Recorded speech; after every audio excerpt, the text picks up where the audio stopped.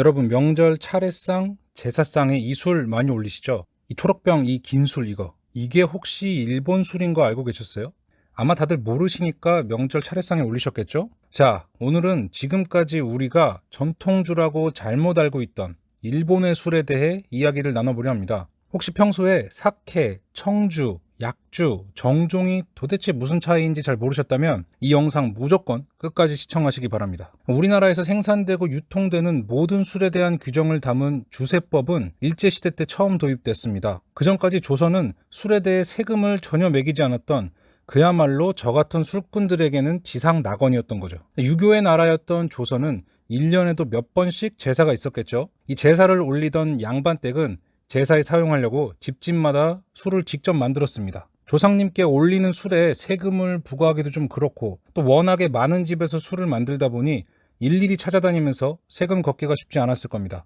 어떤 이유가 있었던 조선은 술에 세금을 부과하지 않았습니다. 자, 이렇게 조선시대 때 집에서 만드는 술을 가양주라고 부르는데 조선시대는 그야말로 가양주가 꽃을 피우던 우리나라 술의 최전성기였다고 볼 수 있습니다. 기록으로 전해 내려오는 술 종류만 수백 가지니까요. 그런데 일제가 조선을 식민 지배하기 시작하면서 술에 세금을 매기기 시작합니다. 이때 기록된 자료에 따르면 조선 전체 세금의 약 30% 정도가 주세, 즉 술에 매겨진 세금이었다고 합니다. 그러니까 술을 엄청나게 많이 만들고 엄청나게 많이 마셨던 거죠. 일제가 술에 세금을 부과하긴 했는데 워낙 집집마다 술을 많이 빚으니까 세금을 거들어 다니기가 힘들었다고 합니다. 그래서 집에서 술을 만드는 것을 금지시켜 버렸고 본격적으로 상업 양조장을 세워서 세금을 걷기 편한 시스템을 만들어 버립니다. 그 후에 강력한 밀주 단속을 벌여서 집에서 술을 만드는 것을 철저하게 감시하게 됩니다. 그도 그럴 것이 국가 세금의 30%가 술에서 나오니 세금을 한 푼이라도 더 거두려고 혈안이 되어 있었을 겁니다. 그렇게 집에서 술을 빚는 우리의 문화는 단절되고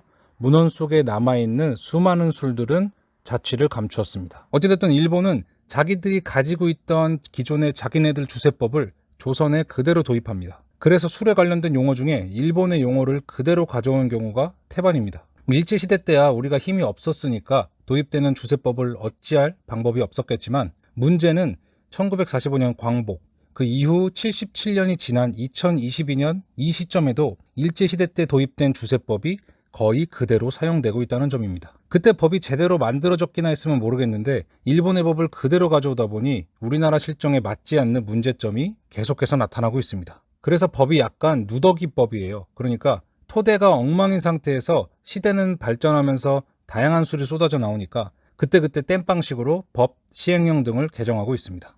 한 가지 예로 우리가 잘 아는 막걸리는 주세법상 탁주에 속하는데 이 탁주는 술을 혼탁하게 거른 것이라는 뜻으로 정의되어 있습니다. 그런데 이 혼탁의 정확한 기준이 없어요. 어느 정도 혼탁해야 탁주라고 부를 수 있는지 구체적인 수치가 없습니다. 국세청 담당자가 봤을 때 혼탁하면 혼탁한 거고 덜 혼탁한 것 같으면 규정 위반이 됩니다. 자, 이게 왜 중요하냐면 탁주가 세금이 정말 엄청나게 싸기 때문에 웬만하면 전통주 업체들이 탁주 제품 하나쯤은 출시하고 싶어 합니다. 그런데 이게 기준이 애매해서 코에 걸면 코걸이, 귀에 걸면 귀걸이가 되고 있는 실정입니다. 자, 주세법이 갖고 있는 문제는 한두 가지가 아니지만 오늘은 대표적으로 이 사케, 청주, 약주, 정종은 도대체 무슨 차이인지, 그리고 이게 주세법과 무슨 관련이 있길래 주세법 얘기를 꺼냈는지 살펴보겠습니다. 자, 시간은 일제시대쯤으로 돌아가 보면 조선도 쌀로 술을 만들고 일본도 쌀로 술을 만들었습니다. 쌀로 만든 맑은 술을 조선에서는 청주, 일본에서도 청주라고 불렀습니다. 그런데 한 가지 다른 게 있다면 발효제,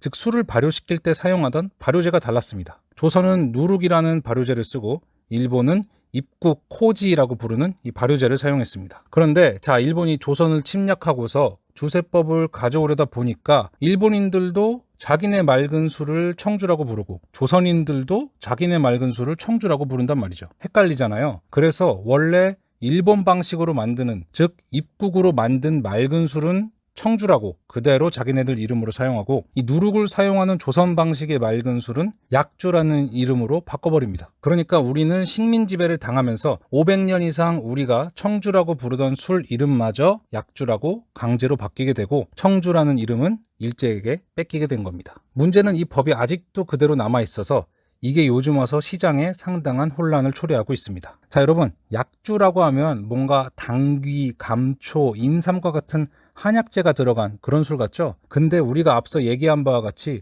쌀로만 만든 맑은 술인데도 우리 전통의 발효제인 누룩을 사용하면 약주라고 이름 붙여지게 됩니다. 약재가 하나도 안 들어갔음에도 이름 때문에 오해를 사게 되는 거죠. 그럼 왜 하필 많고 많은 이름 중에 약주라고 이름을 붙였냐? 여기에는 여러 가지 썰이 있는데 제가 생각하기에 가장 유력한 건 이겁니다. 조선시대 때 쌀이 부족한 기근이 들면 어김없이 금주령이 내려졌는데 이때 술을 마시다 걸리면 이거는 술로 마시는 게 아니라 약으로 마시는 약주입니다. 약주. 이런 식으로 변명을 했다고 합니다. 그래서 이 약주라는 용어도 조선시대 때 왕왕 쓰였는데 이거를 일제가 따와서 썼다는 썰이 제가 봤을 땐 가장 유력합니다. 그래서 정리하자면 현재 우리나라 주세법상 쌀에 누룩을 넣는 우리나라 전통 방식으로 만든 술은 약주, 쌀에 입국을 넣는 일본 방식으로 만든 맑은 술은 청주가 되는 것입니다. 이 청주는 결국 우리가 잘 아는 사케와도 같은 말입니다. 사케는 일본 말로 술이라는 뜻입니다. 세계적으로 일본 청주가 유행하면서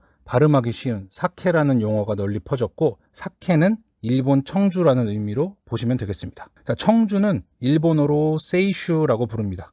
이 세이슈 중에 역사적으로 가장 유명했던 브랜드가 정종이라는 브랜드였습니다. 그래서 우리나라에서는 특히 이 사케와 정종이라는 용어가 뒤섞여서 사케는 곧 정종을 의미하고 정종은 곧 사케를 의미하는 그렇게 용어가 뒤섞인 채로 사용되게 되었습니다. 자, 다시 정리하면 일본 방식으로 만든 맑은 술을 우리나라에서는 청주라고 표시하고요. 청주는 곧 사케와 같은 말이고 정종은 유명한 사케 브랜드 중 하나였다. 이렇게 말씀드릴 수 있습니다. 우리나라 전통 방식으로 만든 맑은 술은 원래는 우리는 청주라고 불렀는데 식민 지배 이후에 약주라는 이름으로 바뀌게 되었고 소비자들에게 약재가 들어간 것만 같은 오해를 불러일으키고 있습니다. 여러분께서 명절 차례상이나 제사상에 자주 사용하시는 이 술, 뒷 라벨을 보시면 청주라고 쓰여 있습니다. 네, 이제 우리는 알죠? 이 청주라는 술이 일본 방식으로 만들어진 술이라는 것을요. 즉 우리는 지금까지 일본 술을 우리나라 전통주인 줄 착각하고 대민족의 명절에 너도 나도 사용하고 있었던 겁니다. 온 국민이 명절만 되면 일본 술을 팔아주고 있으니 참으로 씁쓸한 현실이지 않을 수 없습니다. 이렇게 일제시대 때 일본의 기준에 맞게 도입된 주세법은 아직까지 바뀌지 않고 우리 곁에 남아 우리 인식을 지배하고 있습니다. 참으로 한심할 따름입니다. 뭔가 마무리가 씁쓸하게 끝나는데요. 다가오는 명절이나 제사에는 청주 말고 약주를 마시는 게 어떨까요?